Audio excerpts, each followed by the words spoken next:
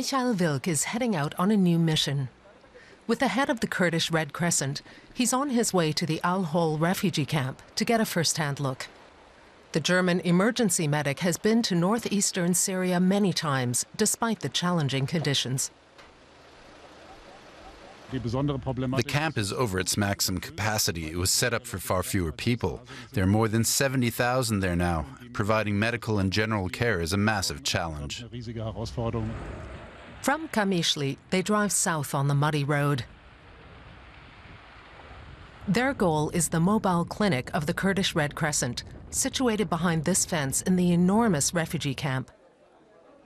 During the Kurdish offensive against so-called Islamic State, Wilk treated the wounded and saw much suffering and death. But dramatic scenes are unfolding here as well. 700 camp residents visit the clinic each day. Most are malnourished children. There are only 14 doctors working here. Wilk lends a hand and gives some advice, but his help is limited with the lack of specialists, equipment, and medicine. Materials aren't the only challenge. Personnel is too, and then there are logistical challenges. It's a battle that's constantly verging on disaster. Many mothers are angry.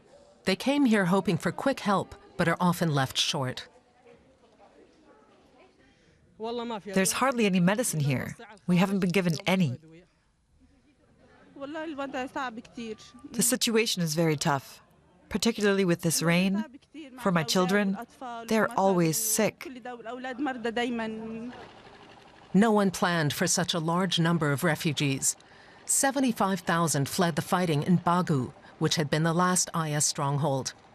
Here, it's a sad existence with no prospects. Food supplies are tight, and those without money struggle to survive. Children do odd jobs to stay afloat. Abdallah, for instance, crushes chickpeas for hummus, which earns him 20 cents per kilo. I need the money to buy bread and groceries with it for my family.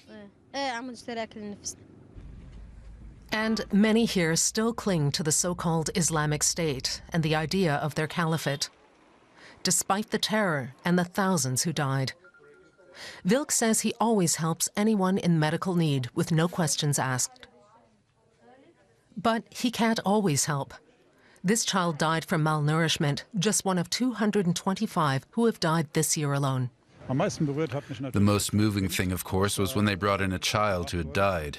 And there are ever more children dying due to the malnutrition caused by their flight.